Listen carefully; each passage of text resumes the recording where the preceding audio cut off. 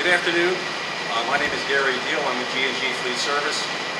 We're here at Tampa West with Paul, their service tech, doing an install of a G&G injection pump on one of their service trucks. We'll be removing the white box injection pump that has failed and is leaking. We'll be removing that and installing our pump. The first step in this process is a very simple installation. The most difficult part is removing the old injection pump.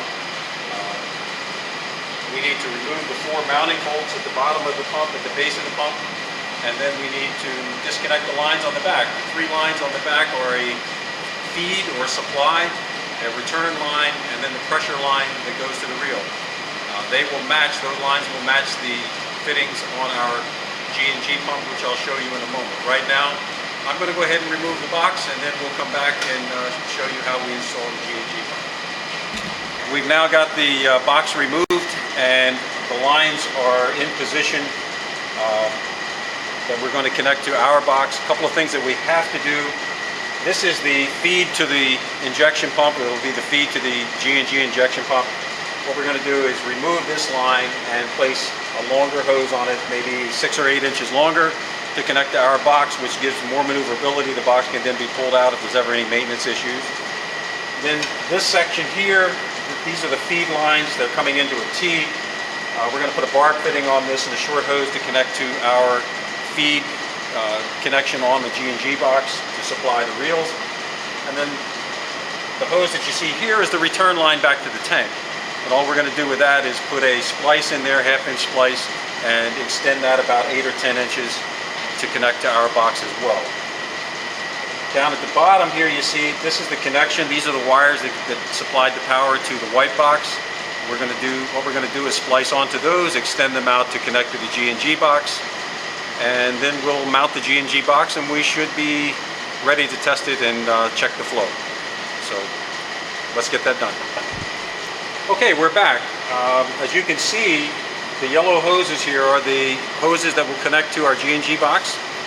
What we've done is to remove the hoses that connected to the white box and extended them so that they'll reach the new box, and made sure that they're all 1/2 inch because the fittings on the back of your new box are 1/2 inch.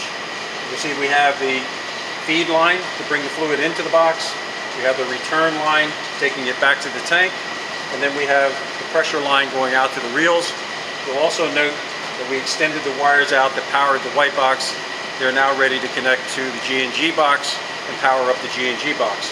G&G box sitting here, you'll notice, comes to you and it's marked in the back of the box where the fittings come out: return, supply, and reel. So we'll connect them appropriately. The feed will be the supply line, the reel will be the ones going back to the reel, and then the return, of course, going back to the tank. So we'll go ahead and do that connection now. Once that's connected, we'll be in good shape. One other thing I wanted to point out, if you look back at the platform that the box is going to sit on, you'll note some expanded steel, some mesh.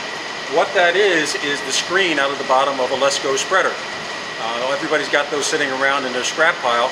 That screen makes a perfect platform to lay on the platform, on the base where the white box was, bolts right up to the existing holes, and it allows you to bolt up your G&G box quickly and easily. So take note of that. That's an option for you when you go to install your pump on one of these trucks.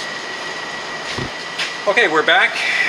The G&G box has been mounted with the 2 bolts that come with the box, have been mounted to the grate. It's secure. Wires have been hooked up. The feed line, the return line, and the reels, the supply to the reels, have been hooked up. You're ready to go. The G&G boxes come to you preset at 550 milliliters of flow. We're going to take a measurement to see what we've got with the first shot out.